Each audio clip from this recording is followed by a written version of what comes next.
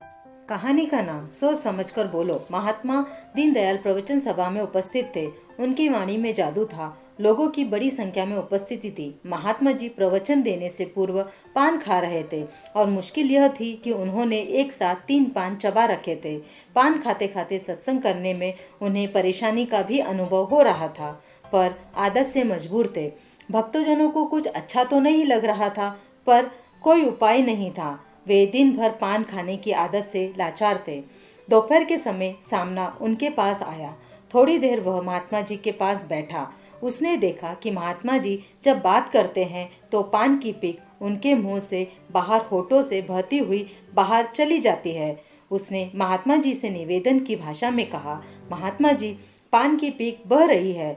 महात्मा जी ने कहा, अरे नादान, कहाँ पान की पीक बह रही है, यह तो गंगा जमुना बह रही है। सामना बहुत परेशान हुआ। पान की पीक को साफ करने के बजाय महात्मा जी उसे गंगा जमुना कह रहे हैं। उसने महात्मा जी को सबक सिखाने का निश्चय किया। दूसरे दिन महात्मा जी प्रवचन दे रहे थे।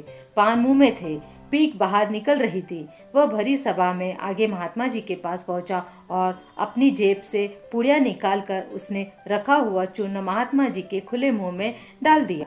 महात्मा जी हड़बड़ाते हुए बोले, अरे यह क्या डाल दिया तूने मेरे मुंह में? सामना बोला, घर बैठी गंगा आई, इसलिए मैंने इसका लाभ उठा लिया।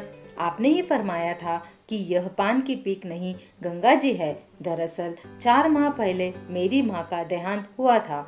उनके फूल डालने के लिए मैं गंगा जी नहीं जा पाया। अतः जो ही कल मैंने आपके कहे मुताबिक आपके श्रीमुख से गंगा जी का दृश्य देखा तो मुझे अपनी माँ की सद्गति का विचार हो आया और सोचा कि घर आई गंगा का लाभ उठा ही लूं।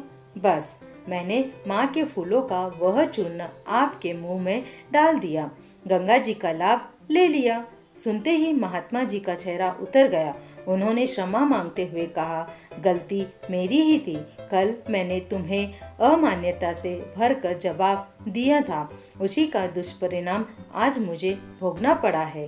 कहानी का सारांश, बिना सोचे बोलना बहुत आसान है, पर उसके दुष्परिणामों को सहना आसान नहीं होता।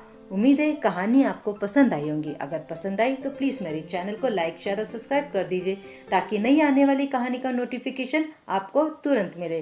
कहानी सुनने के लिए बहुत बहुत धन्यवाद।